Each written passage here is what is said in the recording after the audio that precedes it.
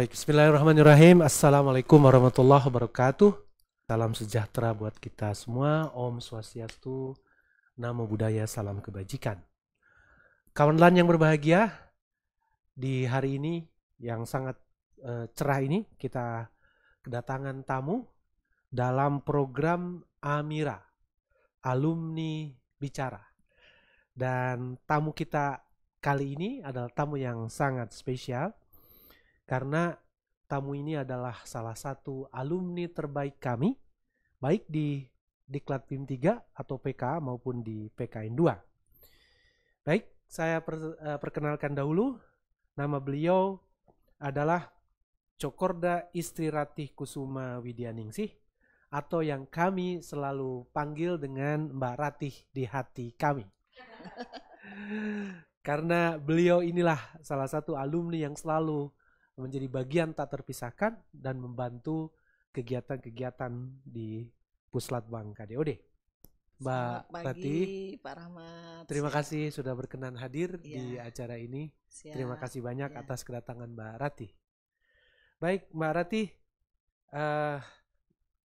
kawanlan Mbak Ratih ini pendidikan terakhir adalah dari Fakultas Kedokteran Universitas Udayana Bali. Kemudian beliau jabatan saat ini sebagai Kepala Dinas Pemuda, Olahraga dan Pariwisata. Jadi ini tiga sektor, tiga kementerian disatukan. Dan ini yang paling menarik. Hobi beliau itu sampai saat ini adalah hobi otomotif. Beliau ini adalah pengemudi go-kart yang luar biasa serta off-roader sejati di kota Balikpapan. Yang paling kami banggakan adalah beliau merupakan alumni terbaik ke-1 di pelatihan kepemimpinan nasional dan beliau memiliki inovasi Si Permata di kota Balikpapan. Nah, ini yang akan kita bahas. Baik, kawan-kawan yang berbahagia, mari kita mulai perbincangan kita. Mbak Ratih, inovasi Mbak ini kan inovasi yang menggerakkan semua stakeholders. Nah, sebelum ke sana barangkali Mbak bisa gambarkan seperti apa Si Permata itu, Mbak, di kota Balikpapan. Silakan, Mbak Ratih. Ya, baik, izin menyapa dulu. Kawan LAN, Assalamualaikum warahmatullahi wabarakatuh. Waalaikumsalam. Salam Om Swastiastu, Namo Buddhaya, salam kebajikan. Pertama-tama kami apresiasi dengan kegiatan Amira, Alumni Bicara. Karena bentuk silaturahmi, kita berbagi ilmu, sharing ya. Jadi kaitannya dengan inovasi yang kami buat yaitu Si Permata, sinergi pemberdayaan masyarakat kreatif dalam pengembangan pariwisata. Kenapa kami angkat ini? Tentunya saya melihat di kota Balikpapan, fasilitas ruang terbuka, wadah kreatif masyarakat yang dikelola pemerintah belum ada. Kemudian yang ada beberapa milik swasta yang kita juga terus berkolaborasi. Berjalan waktu karena kami lihat perkembangan khususnya pariwisata begitu pesat, Balikpapan sebagai penyangga bahkan sekarang menjadi mitra kerja Ibu Kota Nusantara, Kota Negara Nusantara, kami harus bersiap. Ketika tamu, wisatawan atau peserta yang ikut MICE ke Balikpapan, healing mereka kemana gitu ya. Jadi mereka perlu wisata ya, Pak ya. Harus ada bawa kemana? Ke pantai, oke, kami sudah branding. Sudah branding pantainya. Ke wisata alam, mangrove, ya. Kemudian ke wisata bahari sudah ada, kami launching kapal pinisi, bahkan waiting listnya sangat tinggi. Kemudian kami juga baru habis selesai nge-branding pantai dengan villa. Jadi mereka bisa menikmati suasana pantai dan ada villanya. Nah, khususnya untuk pelaku subsektor ekonomi kreatif ada 17 ya. Dan kami sudah ditetapkan oleh Kementerian Pariwisata sebagai kota kreatif. Kota kreatif. Nah, harus kami memiliki ruang terbuka wadah kreatif. Nah, gayung bersambut pemerintah apresiasi, kami ada ruang kreatif gedung yang kami kelola untuk pelaku subsektor. Mereka mau podcast, mereka mau latihan, mereka mau pelatihan atau ada kegiatan-kegiatan bisa di ruang yang gedung sudah disediakan. tersebut. Nah, ketika mereka sudah latihan, tempatnya mereka untuk manggung di mana gitu. Harus ada wadahnya. Ada wadahnya, betul ya Mbak. Terus untuk mereka atraksi dan mereka pelaku-pelaku ekonomi kreatif ini kemana kalau mau memasarkan gitu. Nah, terpikirlah kami melihat Taman Bekapai yang memang dikelola pemerintah bisa kami maksimalkan untuk ruang kreatif, baik untuk kuliner. Jadi kami rapat dengan camat ini di awal. Sebelum saya pendidikan saya sudah harus di branding ini. Kami kerjasama dengan Pak Camat, Kelurahan, Pak Bu Lurah, kita akan jadikan ini food space. Jadi para pencari kuliner, karena itu kan tengah kota, ada bintang 4 hotelnya tamu-tamu banyak, mereka turun bisa menikmati makan kuliner di sana. Jadi itu semacam creative space yang menggabungkan berbagai sektor ya. Benar. Ada makanan, ada hiburannya, kemudian ada produk-produk ekonomi kreatif. Misalnya nih Pak Tani, dia panen cabai, terong, timun, kangkung, mereka jual di situ.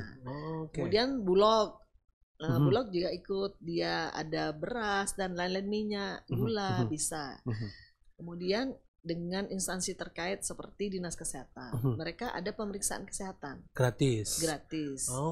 Ya, jadi masyarakat itu menikmati tidak saja untuk kuliner, untuk tahu sehatnya juga bisa.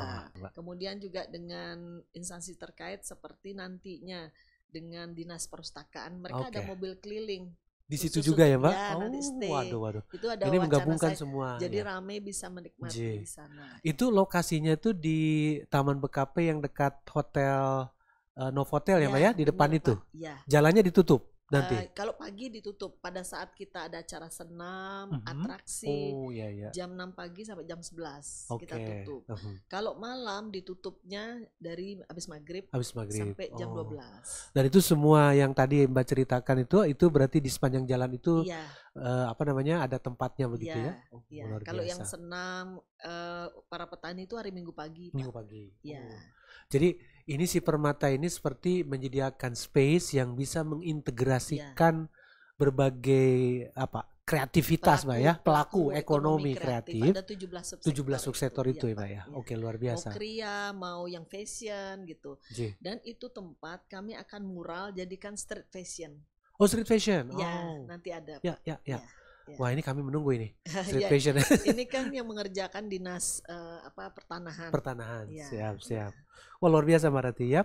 Nah, ini kan keberhasilan Mbak dalam menyediakan ruang itu tentu kan tidak lepas dari kemampuan Mbak untuk membangun jejaring, kolaborasi.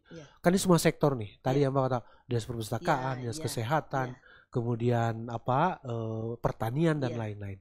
Apa kiat-kiat Mbak Rati untuk mendorong mereka untuk bisa mendukung si Permata ini? Ya, memang dari awal saya sudah patrikan diri saya bahwa ketika stakeholder lainnya ada kegiatan, saya aktif di sana gitu ya. Nah, ketika kami mengadakan kegiatan ini, mereka udah luar biasa gitu. Seperti misalnya kami ada ketua forum Ekraf. Kebetulan Ibu Wali Kota sendiri, kami pada saat diskusi kan kalau sama ibu sama anak-anak pelaku kreatif kita nongki-nongki Pak. Jadi nggak gitu resmi, ya? ngobrol-ngobrol, kayak rapat kita ya. Saya minta masukan anak muda ini apa ya. Itu kan mereka stakeholder juga. Betul. Nah, kemudian dengan OPD terkait, kemudian dengan Forkopimda. Forkopimda itu bagian dari kami. Ketika mereka bikin event Bu Kadis, kami tariannya apa gitu.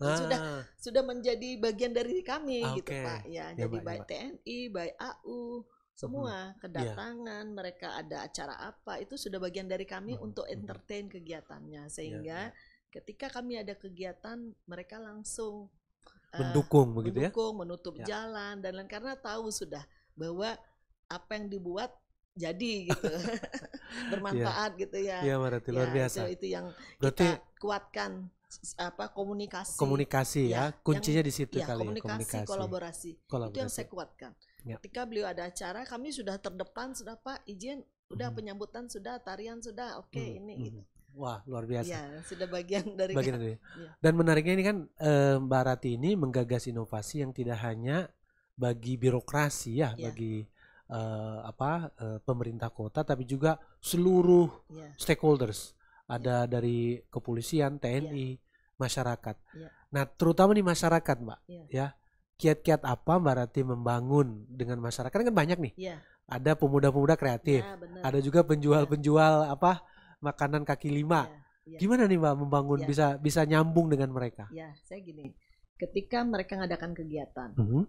mereka minta waktu, saya audiensi. Itu saya oke. siapkan, Pak. Saya memang siapkan setelah jam 4:30. Kan jam tutup kerja ya. Betul, Silahkan mau jam 8 malam saya masih bisa menerima mereka. Karena kan dari gagasan mereka itu luar biasa. Misalnya Bu, saya mau buat kegiatan Nusantara Cafe. Itu barista seluruh Indonesia. Luar biasa kan Pak, masyarakat. Iya. Mereka dengan kerjasama dengan sponsor dan lain-lain, kita tinggal mengarahkan. Nah, begitu juga dengan masyarakat lainnya, baik pemuda ini Pak tiada berhenti. Bu, bisa ketemu. WA seperti itu saya langsung tangkap. Boleh Mas, nanti setelah jam ini. Siap. Diskusi saja. Nah, itulah yang membuat ada keterikatan kami sama mereka. Betul. Komunikasi yang berjalan dengan baik. Iya. Kuncinya di situ rupanya Pak ya. Itu aja. Jadi komunikasi dengan semua lapisan Pak. tanpa membeda-bedakan ini ya. Jadi walaupun dia misalnya WA-nya seperti itu, jangan dianggap tidak sopan, tapi karena memang bagian karena mereka lah yang jadi masukan. Betul. Itu, Pak. Oke, dia luar biasa. akan terbuka bicara. Oke, baik dia beri saran, masukan gitu, maupun ide-ide dia. Ya. Jadi kawan LAN, ini salah satu kunci nih, ya. Kalau kita sebagai ASN mau membuat sebuah inovasi, berarti kuncinya ada hanya satu, yaitu komunikasi untuk membangun kolaborasi. Ini dibuktikan ini Mbak Rati ya. Membangun semua stakeholders yang mendukung itu karena satu saja, komunikasi dan kolaborasi. Jadi teman-teman yang pejabat ini jangan jaim. Seperti contohlah Mbak Rati ya, yang masuk membangun komunikasi ke semua. Mbak, ini kalau saya bayangkan, kan si Permata itu akan menjadi seperti Malioboro, begitu ya? Iya. Malioboronya Balikpapan kah? Jadi orang datang ke situ, bisa makan di situ, menikmati sajian musik, begitu? Iya. Untuk saat ini memang di jangka menengah itu pemenuhan sarana prasarana. Nah, Gayung Bersambut di September kemarin sudah mulai dilakukan pembenahan. Jadi dibuka yang sebelumnya pakai pagar, dibuka. Nanti akan ada gazebo, ada ruang kreatif untuk musik ya? di pojokan jalan itu. Kemudian akan di mural. Ada. Itu ya. Jadi street fashion memang udah dirancang.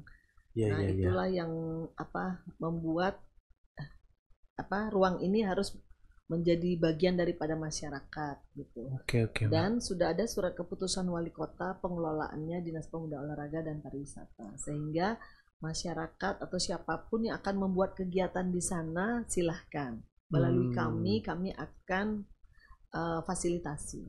Oke. Berarti kalau misalnya mau berpartisipasi tinggal kontak ke Dinas Pemuda Olahraga ya Mbak ya? Ke Dinas Pemuda Olahraga. Mantap ya Mbak. Khususnya untuk kreatif konten. Mbak, ini kan ruang kreatif ini itu di pusat kota ya Mbak ya? Nah kalau orang-orang yang misalnya ada di pinggir nih, jauh ke situ, apakah Mbak berencana dalam jangka panjang misalnya untuk membuka tempat-tempat seperti di pusat kota itu? Dan ini bersyukur Pak, sudah dibuka. Sudah ada. Tempo dulu. Jadi di kawasan Balikpapan Barat, bahkan saya mewakili Pak Wali membuka kegiatan tersebut.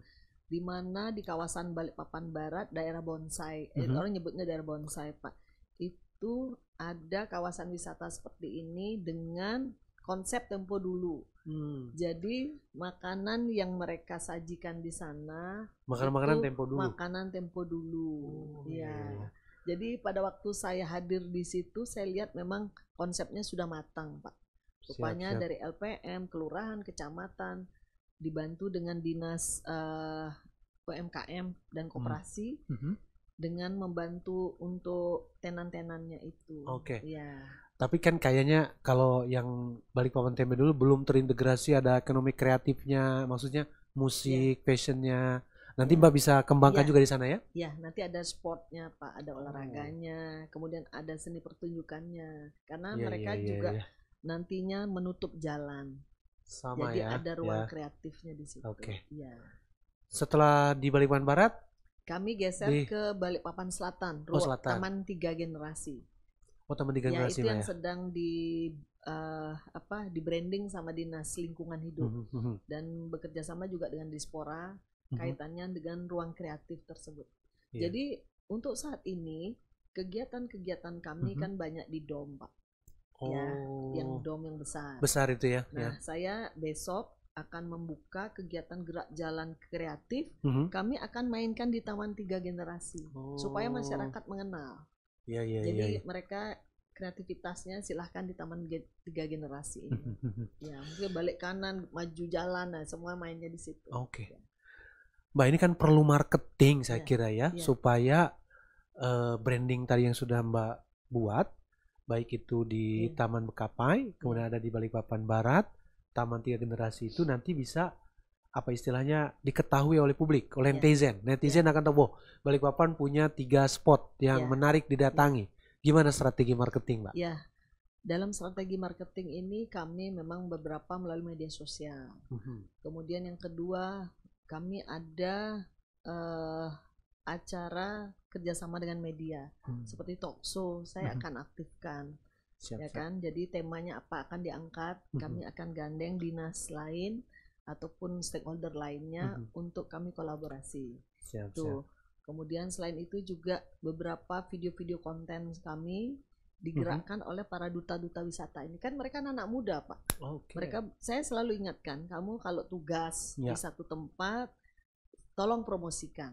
Siap. Karena anak muda ini cepat sekali, dia langsung share viral, gitu kan? Itu duta wisata seperti yang Mbak pernah bawa ke sini. Ya. Oh, Kami wah, kan ada menarik ini, duta kawan Lan. wisata, duta pemuda, Oh, kemudian ada duta olahraga, duta olahraga juga. ada paskibraka. Nah, itu yang kami sampaikan untuk memajukan kota. Oke. Ketika bertugas, tolong kami dibantu untuk mempromosikan hal baik yang bisa ditiru oleh masyarakat. Nah ini kawan Lan, menurut saya kelebihan Barati adalah mampu menggerakkan anak-anak muda generasi milenial untuk memarketingkan ini. Jadi semua netizen nanti akan tahu ada ruang kreatif, kemudian baik di dekat kantor wali kota maupun di Balikpapan Barat maupun tempat-tempat lain. Nah ini semua saya kira akan mendorong bahwa masyarakat akan berkata, wah ternyata pariwisata Balikpapan tidak kalah dengan kota lain, begitu ya Pak ya? Iya. Kira-kira secara jangka panjang gimana Marati? Kedepannya nih Marati memimpikan dan mengembangkan si Permata ini seperti apa jangka panjangnya? Kedepannya itu kami kerjasama dengan investor lain Pak. Ya. Jadi ketika misalnya kami ada kegiatan tersebut, mereka sudah jadi pelaku kami juga. Ya. Wah luar biasa ya. Jadi investor itu kalau misalnya mereka mau hotel dan lain-lain itu bisa merangkul pelaku ekonomi kreatif di sana ya Pak ya? Bisa memanfaatkan ruang kreatif. Contoh seperti kemarin ada dari Solo. Saya akan memperkenalkan tentang perkawinan adat Solo. Kami akan tawarkan silahkan di ruang kreatif, kan terbuka untuk umum. Oh, orang nonton ya Pak? Ya, itu salah satu strategi kami. Siap. Kan kami ada grup untuk promosi wisata. Pasti saya lihat peluang itu. Kalau di sana mereka kan tidak sewa, ruang kreatifnya ada. Betul, masyarakat bisa terbuka melihatnya. Melihat langsung gitu kan. Wah, ini luar biasa, Pak. Jadi nanti ada mungkin perkawinan adat Solo, ada lagi yang promosi perkawinan adat mana lagi, Pak? Ada Jogja. Sekarang sudah mulai, Pak, dengan entertain seperti itu. Jadi mereka bawa pasukan 100 mulai dari meminang sampai perkawinan. Kita bisa menyaksikan, oh seperti ini adat budayanya. Iya. Dan nanti yang mau nikah di tahun itu berencana bisa nonton bisa ya Mbak ya?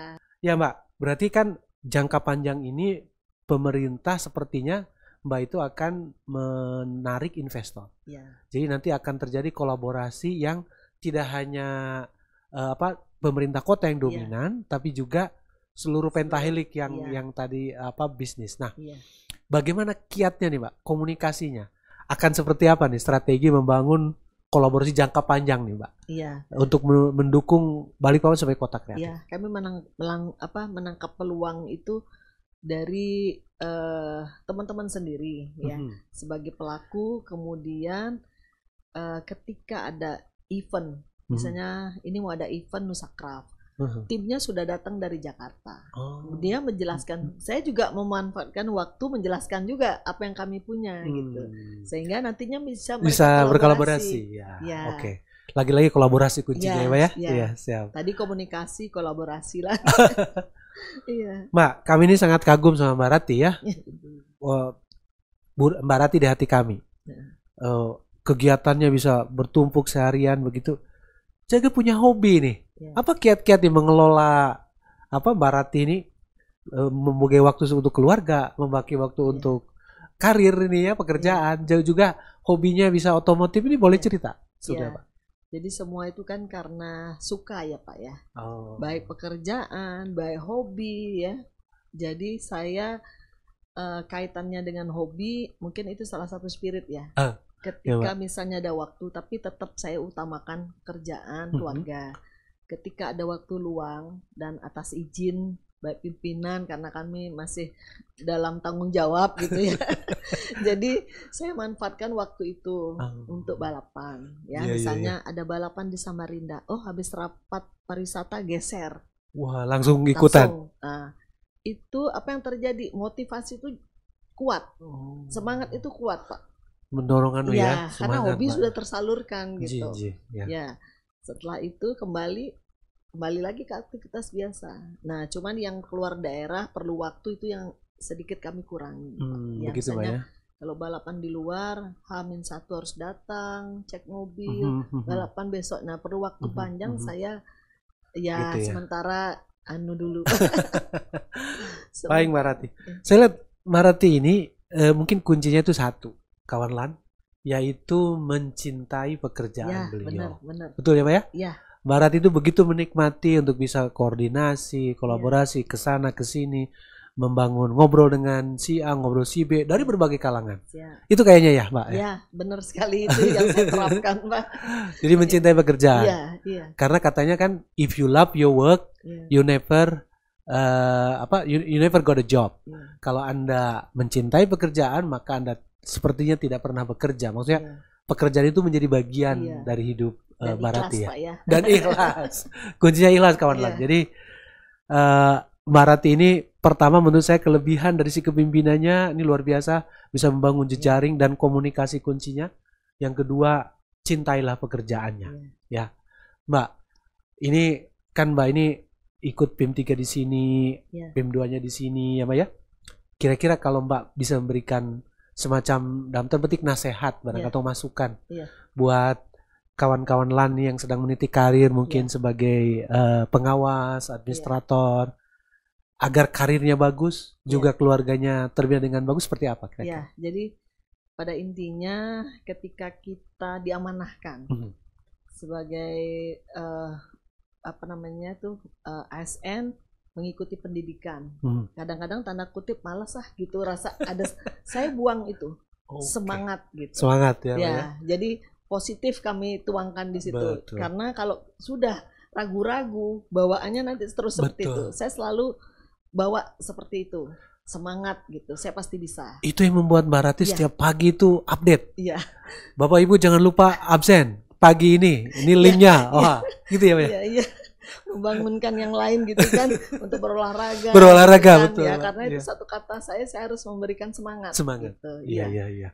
Jadi jadi pendidikan itu harus semangat Mbak ya, jangan seperti terpaksa begitu ya. Jangan terpaksa, jangan asal lulus, maaf ya. Jadi saya harus semangat gitu, karena itu akan ngalir dengan sendiri. Misalnya diberikan tugas, modul sekian baca, batas akhir sekian. Kalau bisa hari pertama tuh saya sudah selesai, saya upload. Luar biasa Pak, luar biasa. Ya, ini memang itu konsep saya gitu, sehingga tidak menunda yang lainnya. Iya. Kata Mas Cici itu kalau yang upload pertama pasti Mbak Rati. Yang di tugas-tugas itu. Mbak, itu kan dari sisi pelatihan. Gimana kalau dari sisi karir, membangun karir bagi teman-teman di administrator maupun pengawas? Kuncinya? Saya memberikan disiplin dan integritas di dalam. Karena kalau tidak disiplin, Anda tidak akan sukses gitu. Betul. Jadi misalnya contoh di dalam internal kami rapat jam 8, saya jam 8 sudah di ruangan. Lebih dari itu sudah mulai jalan. Saya tidak menunggu yang lain. Nanti lama-lama mereka bisa mengikuti. Karena kan kalau kita sudah tunda-tunda, terlambat, nanti geser kegiatan yang lain juga akan berdampak. Gitu. Ini saya dapat cerita ini dari kabinnya Mbak ini yang PK di sini, Mbak, bahwa buka di situ katanya kalau rapat paramat saya lewat Zoom juga harus on time. Jadi memang mungkin ini bisa menjadi budaya ya di dinas ya. Wah, luar biasa, Mbak. Saya memang menerapkan seperti itu. On time, Mbak. Baik, bila perlu saya 15 menit sudah masuk. Ya, luar biasa. Jadi saya bisa menilai yang mana disiplin. Iya, Mbak, ya, Mbak. Jadi kuncinya di integritas dan disiplin, Mbak ya. Luar biasa. Saya kira karena waktu juga Mbak Rati, obrolan kita harus kita akhiri ini, padahal saya inginnya terus ngobrol sampai 2 jam karena masih banyak hal-hal yang perlu digali nih dari Mbak Rati. Kawan-kawan yang berbahagia, tamu kita telah memberikan hal yang luar biasa. Kuncinya bagi kemajuan karir, pekerjaan, keluarga. Pertama, kuncinya di komunikasi. Komunikasi itu akan membawa kita bisa bergaul dengan berbagai kalangan dan membangun semangat tim. Yang kedua, integritas. Integritas itu menjadi pondasi kokoh untuk memain karir sebagai ASN. Yang ketiga, disiplin. Disiplin itu akan menjadikan kita sebagai orang yang betul-betul disegani dan menjadi role model bagi ASN lainnya. Dan yang terakhir ini, yaitu cintailah pekerjaan Anda. Apapun itu. Apapun. Di dinas manapun ketika kawan LAN ditempatkan harus tetap terpatri mencintai pekerjaannya. Baik. Mbak Rati, terima kasih atas kehadirannya luar biasa pagi ini. Kami dapat pencerahan. Mudah-mudahan kawan lain juga sama-sama dapat pencerahan di pagi ini. Kami sangat berterima kasih atas kontribusi Mbak Rati dan semangat Mbak Rati untuk hadir di acara ini. Baik kawan LAN, kita akhiri perbincangan kita di Amira Alumni Bicara untuk sesi ini. Mudah-mudahan ada manfaatnya bagi kita semua. Saya tutup sebagai host. Bila taufiq wal hidayah. Wassalamualaikum warahmatullahi wabarakatuh. Salam sejahtera buat kita semua.